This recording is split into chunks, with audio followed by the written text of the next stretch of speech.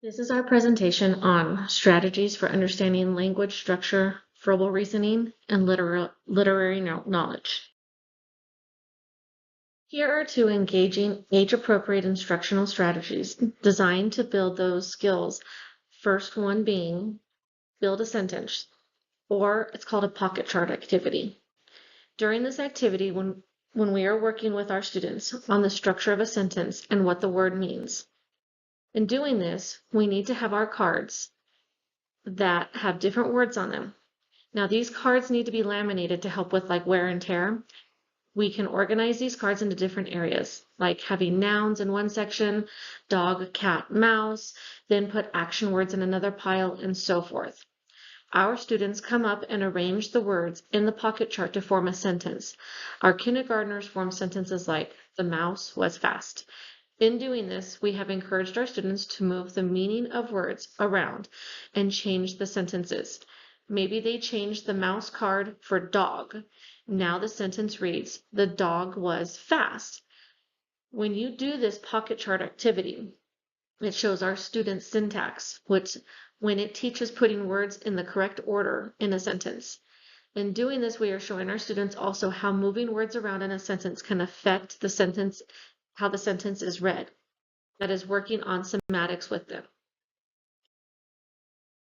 Another engaging, age-appropriate instructional activity designed to build those skills is called Being in the Movies. It is an activity that is based on students acting out words and sentences. When we have our students do this activity, we are helping them have an understanding of what vocabulary, words, and sentences mean. As a teacher, you will read a word or sentence out loud to your students. For example, the girl jumped the rope. You need to give each student a different role in the sentence.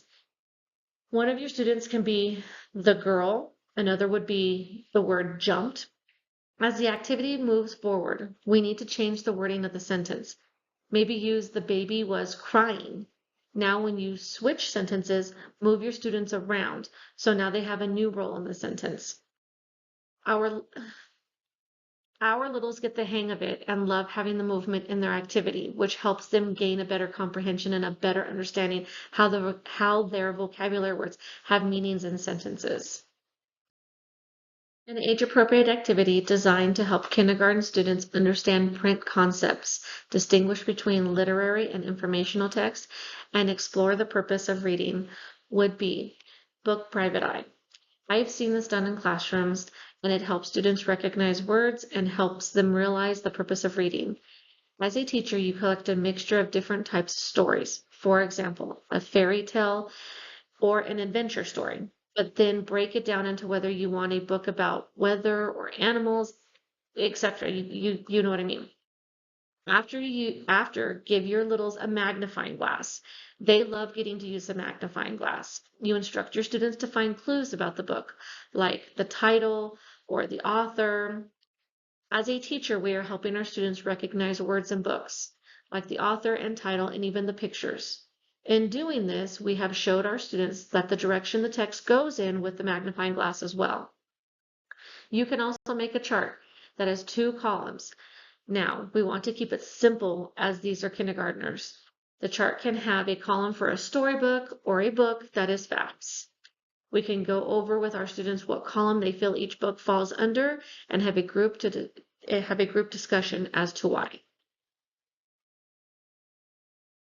Another age-appropriate activity designed to help kindergarten students understand print concepts, distinguish between literary and informational text, and explore the purpose of reading would be story versus facts.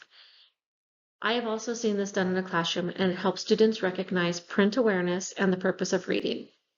As a teacher, you collect a mixture of different types of stories.